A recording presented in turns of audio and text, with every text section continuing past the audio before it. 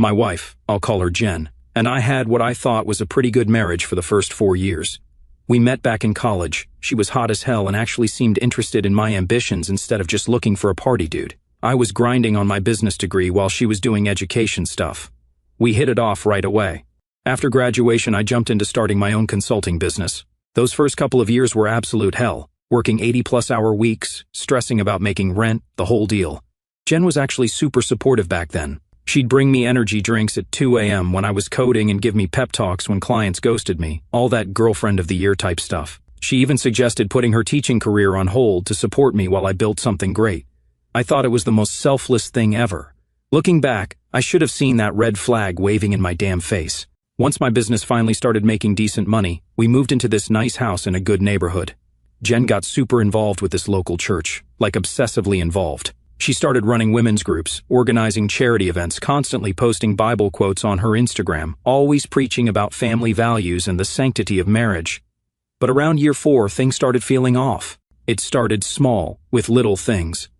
She stopped asking me about my day. Conversations that used to flow effortlessly started feeling scripted, like she was just checking off boxes instead of actually listening. I'd ask simple things like, how was Bible study? Who showed up? And she'd answer in vague, clipped responses, like she was in a hurry to change the subject. What really caught me off guard was how she started getting weirdly interested in our finances, specifically my finances. Before, she'd been content just having access to the credit cards and never asked much about the business. Suddenly, she wanted to know exact numbers.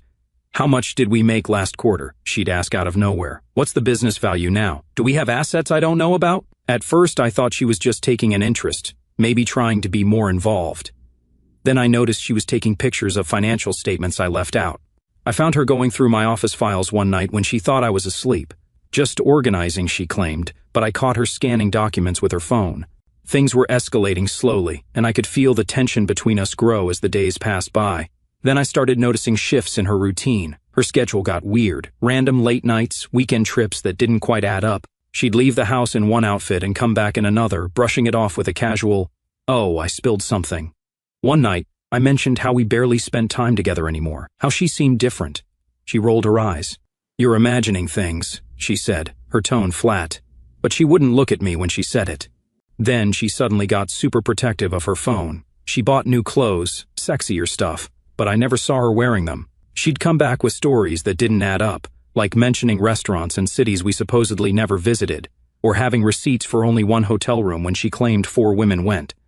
I didn't want to believe it. I thought maybe I was just being paranoid from working too much. Then one night she came home late, her hair slightly messy, her makeup more smudged than usual. There was this faint, unfamiliar scent clinging to her, something sharp, like a cologne I didn't own. I asked casually at first, "Long night?" She barely looked at me as she kicked off her heels.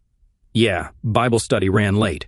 Then we grabbed dinner. You know how it is. Except I didn't know how it was because Bible study used to end at 8, and now she was strolling in past midnight like it was normal. "Smells like someone spilled cologne on you," I said, watching her reaction. That's when her posture changed. Not guilty, but defensive. She scoffed, crossing her arms. "You're seriously paying attention now? Maybe if you weren't always at the office, you'd actually know what's going on in my life." That wasn't an answer, it was a deflection, and it landed exactly how she wanted it to, twisting the blame onto me. I could have pushed, but I didn't because I already knew how this played out. If I accused her, she'd cry, turn it into me being paranoid, me being neglectful. I wasn't about to let her spin the narrative like that, so I got smart about it. I started checking credit card statements, looking at her location history when she'd leave her iPad unlocked. Pro tip: women never log out of their accounts. Sure enough, every Tuesday and Thursday afternoon, she was at this address across town for exactly 2 to 3 hours, some apartment complex. One Thursday, I decided to leave work early, parked across from the complex, and waited. Sure enough, at 2 p.m., sharp, Jen pulled in. 10 minutes later, this dude parked next to her. Tall guy, gym bro type with one of those tribal tattoos on his arm, such a cliche. I took pictures of them walking in together, all touchy-feely. Sitting in my car, fuming, I watched my wife, a woman I had built my entire world around, walk into another man's apartment with that same flirty energy she used to have with me. My mind was screaming at me to storm up there and break the door down, but I forced myself to stay put, because rage is loud, but revenge is quiet. When she came out 2 hours later, I took more pictures, watched them kiss like they had all the time in the world. Right then, something in me shut off. No more doubts. The woman I loved was dead. The guy's name was Eric. I found that out from her text messages when she left her phone to shower one night. He worked at her church as some youth pastor or something. The irony was too damn thick. I didn't confront her right away. Instead, I gathered more evidence, screenshots of texts, more photos of their meetups, hotel receipts from her purse, even recorded. A phone call where she told this Eric dude how she was going to leave me soon, and they could finally be together. But the part that hurt the most wasn't just the cheating. It was finding out how long she had been planning my downfall. I went through her texts with Eric, and what I saw made me physically sick. This wasn't just some spontaneous affair. She had been strategizing for months.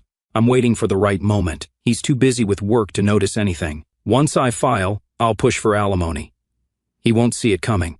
She wasn't just planning to leave me. She was setting me up to bankroll her new life, laughing with her boyfriend about how she'd secure a soft landing while leaving me high and dry.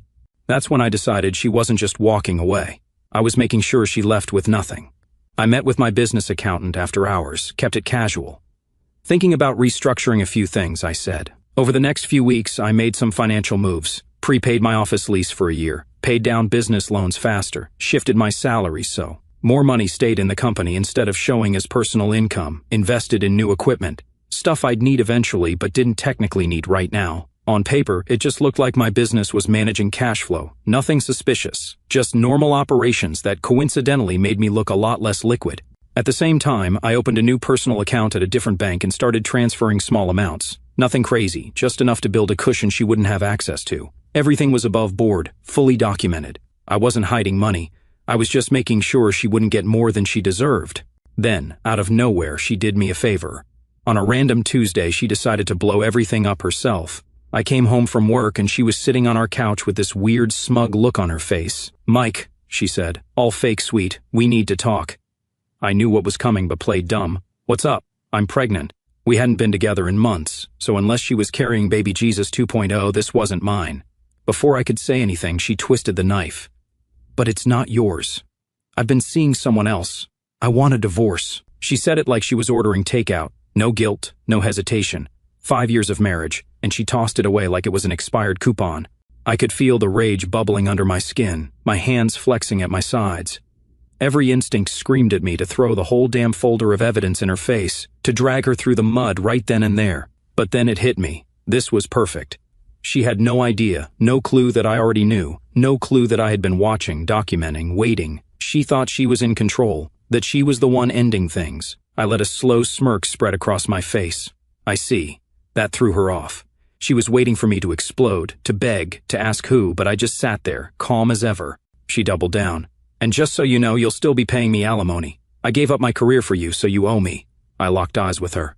"Jen," I said, "did you really think I wouldn't know about Eric?" The color drained from her face. I chuckled. "Tuesdays and Thursdays, right? 2 to 3 hours, same apartment complex, same parking spot. You didn't even try to mix it up. You really thought I was that stupid?" She stiffened, her jaw tightening. I don't know what you're talking about. Oh, come on." I leaned back, stretching my arms along the back of the couch like I had all the time in the world. "Bible study runs late, huh? That must be a hell of a lesson plan if it requires lingerie in a hotel room." "And Eric," I continued, "real winner you picked there. Youth pastor, huh? Wonder how his congregation would feel about him knocking up a married woman while preaching family values." Now she was fully panicking. She sat up straighter, eyes darting around like she was searching for an escape. "How long were you going to play me, Jen?" I asked, tilting my head. "You and your little boy toy were waiting for the right moment, right? Planning to milk me dry before you ran off together. What was it you said? He won't see it coming?" Her mouth opened and closed like a fish gasping for air. I didn't let her recover. I stood up. "Let me make something very clear. You are not walking away from this as the winner. You are not taking a damn thing from me that I don't let you have." She tried to recover, masking the fear with fake confidence. "It's the law, Mike. You can fight it all you want, but you'll lose." I gave her the smuggest smile I've ever given anyone in my life. "If you say so," I said simply. She thought she was hitting me with the ultimate power move, but really, she saved me the trouble. All I had to do was smile and let her believe she was in control. Meanwhile, I was already 5 steps ahead. The next few weeks were weird. Jen moved out almost immediately, right into Eric's apartment. She filed for divorce citing irreconcilable differences. Fancy legal talk for I want to bang other dudes without feeling bad about it. I met with a bunch of lawyers. The first 3 basically told me I was screwed. No-fault divorce state was like their favorite phrase or something. Apparently, the fact that my wife was banging the youth pastor and got knocked up by him didn't mean anything in court. But I kept looking until I found this attorney, I'll call him Paul, who at least didn't sugarcoat things. "Look, man, I'm not going to lie to you," he said. "You're probably going to have to pay her something, but we can try to minimize the damage." When I showed Paul my financial statements, he raised an eyebrow. "Interesting timing on some of these business expenses and restructuring," he said, giving me a look. He didn't say more about it, couldn't legally advise me to hide assets, but I could tell he understood what I'd done. "Well, this might help reduce the alimony calculation somewhat, but in this state, you're still looking at significant payments." That's when the wheels started turning. The courts might not care about her cheating, but her holier-than-thou church buddies definitely would. I decided to play it cool for the divorce stuff, though. Let her think she was winning, give her just enough rope to hang herself. Court day was surreal. I showed up in my best suit. Jen came in with her fancy lawyer, wearing this modest outfit like she was auditioning for Sister Wives or something. The act was so fake it was almost funny. The judge looked bored as hell before we even started. Jen's lawyer went first, spewing this sob story about how she sacrificed her promising career to support me, how she managed our home while I built my business, how she deserved compensation for her contributions to the marriage. When it was our turn, my lawyer presented the evidence of her cheating, the pregnancy, the fact she was already shacked up with Eric. Her lawyer stood up. "Your Honor, let's not forget that we are in a no-fault state," he said so smugly, like those 3 words erased everything she had done. "While my client deeply regrets that her marriage did not work out, the law is clear. Marital misconduct is not a factor in determining spousal support. What is relevant is the financial disparity between these two parties." Hearing how casually this dismissed everything she'd done made me want to rip the whole damn courtroom apart. She cheated, she lied, she got pregnant with another man's child, and somehow, I was still expected to pay her for walking out on me. My lawyer tried to push back, laying out every bit of evidence again, emphasizing how she wasn't just leaving a marriage, she was securing a financial safety net while shacking up with someone else. But the judge just sighed, waiting for us to finish. When it came time for the ruling, he cleared his throat and dropped the hammer. While the court acknowledges Mr. Walker's concerns regarding his wife's infidelity, the law in this state is clear. Spousal misconduct is not a factor in determining alimony. Jen smirked at me from across the room. The judge continued, "Given Mrs. Walker's financial dependence during the marriage and her current unemployment status, the court finds that she is entitled to spousal support. Mr. Walker will pay $4,500 monthly for a period of 4 years, or until Mrs. Walker remarries. $4,500 a month for 4 years to the woman who cheated on me and was carrying another man's kid." I felt like I was taking crazy pills. But luckily, my financial moves paid off, kind of. Instead of getting stuck with a $6,000 monthly payment, the judge knocked it down to $4,500. Not great, but better than nothing. The best part? Jen and her lawyer had no clue about the cash I still had stashed away, or that my business would magically bounce back once this was all over. As we left the courtroom, Jen couldn't resist being smug. "Told you," she whispered as we passed. "Should have just agreed to my terms from the beginning." Then she had the balls to call Eric right in front of me. "Baby, it's done." "We won," she giggled like some teenager. "He has to pay." "I told you the judge wouldn't care about the other stuff." I said nothing, just watched her walk away, thinking she'd gotten away with the perfect scam. But the game was just getting started. I paid the first alimony check right on time, didn't complain, didn't make a fuss, even sent a polite email, "Payment sent. Please confirm receipt." Jen seemed surprised I wasn't being a jerk about it, probably expected me to be bitter, to fight, to give her more ammo. Instead, I was playing the perfect ex-husband, courteous, prompt with payments, distant but not hostile. She had no idea what was coming. See, Jen wasn't just a member of Harvest Community Church, she was their poster child. She led the women's ministry, organized their marriage retreats, stood on stage during services talking about God's plan for holy matrimony. Her dad was a deacon, her mom ran the Sunday school. The whole family had this perfect Christian image going on, and I knew they'd throw her under the bus the second they found out who she really was. I'd been collecting everything, the DNA test results, the time-stamped photos of her and Eric, screenshots of their explicit texts, hotel receipts, even a recording of her mocking her church friends for being uptight prudes. That one was particularly juicy. I put it all in a nice professional folder, added a cover letter that was super polite and formal. "To the elders of Harvest Community Church, I regret bringing this to your attention, but as a fellow believer, I feel it's my duty. My former wife, Jennifer Walker, who leads several ministries in your congregation, has been engaged in behavior that contradicts your church's values. I've included documentation of her affair that began during our marriage, resulting in a pregnancy that is not mine, confirmed by DNA testing. Jennifer is now living with this man while collecting substantial alimony from me. I share this not out of spite, but out of concern for the integrity of your ministry. Respectfully, Michael Walker. I dropped the package off early Sunday morning when no one was around, then went home and waited for the storm to hit. The Sunday after I dropped off my little care package at the church, I woke up to my phone blowing up. Text messages from mutual church friends. Dude, what did you do? Pastor just called an emergency elder meeting before service. Jen is losing it. I just turned my phone off and went back to sleep. It felt amazing, not a lie. Later that afternoon, I got a voicemail from Jen. She was screaming so loud I had to hold the phone away from my ear. You absolute piece of garbage. How could you do this to me? They kicked me out of women's ministry. My dad won't even look at me. You've ruined everything. I deleted it without calling back. I don't need that negativity in my life. You know? More messages followed throughout the week, each one more desperate than the last. Her church friends ghosted her. Her parents were taking time to pray about the situation. Church speak for we're disappointed in you. The Christian school where she volunteered asked her not to come back. Even Eric was getting cold feet. Apparently, he hadn't signed up for all this drama. He thought he was getting a hot wife with a steady alimony check. Instead, he got a social outcast with a baby on the way and a whole lot of baggage. By Friday, he'd kicked her out of his apartment. So much for true love, huh? A week after my evidence drop, Jen was summoned to a formal disciplinary hearing with the church elders. I know because she called me, sobbing, begging me to tell them it was all a misunderstanding. Mike, please. They're going to publicly discipline me. Do you know what that means? They'll announce it to the entire congregation. Everyone will know. They already know, Jen. That's kind of how church gossip works. My dad might lose his position over this. My family has been at Harvest for 3 generations. Should have thought about that before you slept with the youth pastor. She went quiet for a second, then in a small voice, he's not talking to me anymore. Who, your dad? No, Eric. He said this is too much drama, that I misled him about the divorce being clean and simple. I couldn't help but laugh. So, your soulmate bailed the second things got tough? Shocking. I have nowhere to go, Mike. My parents won't let me stay with them. None of my friends are returning my calls. Sounds like a personal problem. Can I come home, just until I figure things out? The absolute nerve of this woman. It's not your home anymore, Jen. You gave that up when you decided to cheat. She started crying again, big dramatic sobs. What am I supposed to do? Get a hotel. You've got alimony money coming in, figure it out.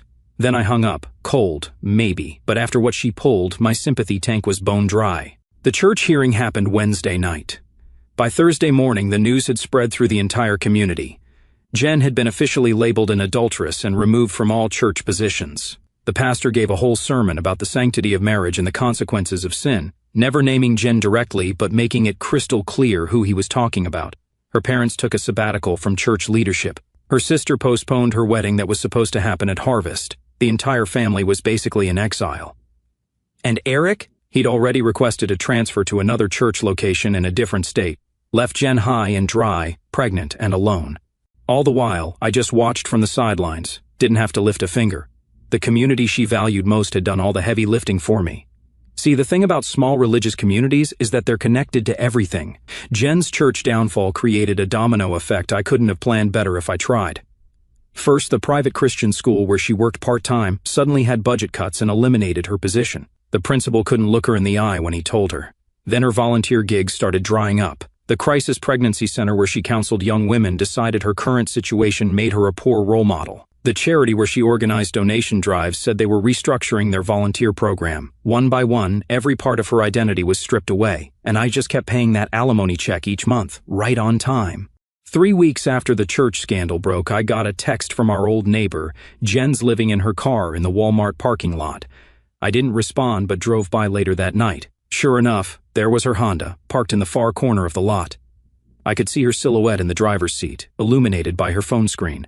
The next day, she called me again. I lost my job, she said, voice flat, no tears this time, just hollow defeat.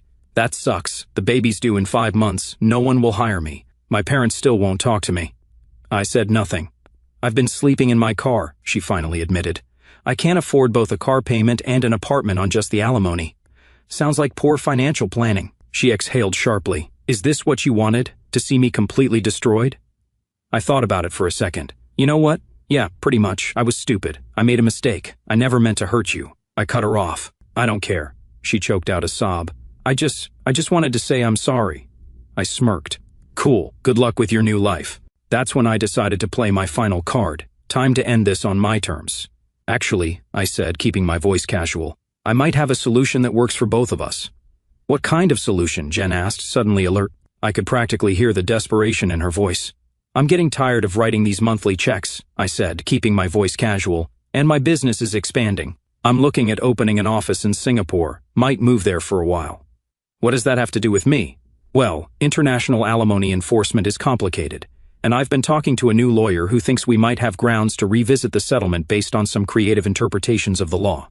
That was total nonsense, of course, but Jen didn't know that, and she was in no position to question me. What are you saying? Her voice had that edge of panic. I'm saying I'd like to buy you out, one lump sum payment instead of monthly alimony for the next 4 years. Silence on her end as she thought about it. How much? She finally asked. $90,000, cash, tax-free. You sign a document releasing me from all future obligations, and the money's yours today. Jen had no clue I could afford that lump sum easily. The moves I made earlier kept a big chunk of my money safe, and my business was already bouncing back. She and her lawyer never found half of what I had. To her, $90,000 seemed like a lifeline, but it was less than half of what I'd owe her over the full alimony term, a massive discount. But to someone living in their car, pregnant and broke, it probably sounded like winning the lottery. I don't know, she stammered. My lawyer said, your lawyer isn't sleeping in a Walmart parking lot, I cut in, and this offer expires in 24 hours. After that, I start the process to challenge the alimony ruling, and you get nothing while we battle it out in court for the next year or two. More silence. I could almost hear the wheels turning in her head. Can I think about it? Sure, you've got until this time tomorrow. Then I'm moving forward with the challenge. I hung up without waiting for a response. She called back 2 hours later. I'll take it, she said quietly. Smart choice. I'll have the paperwork ready in the morning. Meet me at my lawyer's office at 9 a.m. Mike, her voice was small, thank you. I almost laughed. Don't thank me, Jen. This isn't mercy, it's business. The next morning, she showed up at the lawyer's office looking like absolute hell. Dark circles under her eyes, hair unwashed, wearing the same clothes I'd seen her in through the car window. My lawyer had the paperwork ready, a complete release of all future alimony obligations in exchange for a one-time payment. I'd already had the cashier's check prepared. Jen barely read the documents before signing. When my lawyer slid the check across the table, her hands trembled as she picked it up. So, that's it? She asked. We're done? I nodded. Completely done. I don't ever want to hear from you again. She looked like she wanted to say something more, but instead just nodded and walked out. As the door closed behind her, my lawyer shook his head. You know, most guys in your position wouldn't have offered her anything. I told him it was worth 90 grand to be free of her forever, and I meant it. The monthly payments weren't hurting me financially, but they were a constant reminder of how she'd played me. Now I was completely cut loose, free to move on without her shadow hanging over me. Besides, I knew Jen. She'd burn through that money in 6 months, and then she'd have nothing. No alimony, no job prospects, no backup plan. Meanwhile, I'd be building my empire, living my best life, and never looking back. I ran into her about 6 months later at a gas station.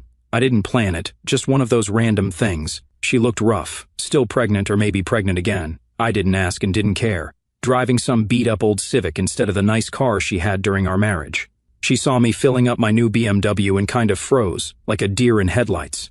I nodded at her, just to be civil, you know. She walked over hesitantly, there was awkward silence, then she said, "How are you?" I shrugged. "Business is good. Life is good." She nodded, looking down at her feet. That's good." More awkward silence. "The money's gone," she finally said. "I had to pay off debt, and the rest went to rent and food." I just looked at her. "Not my problem."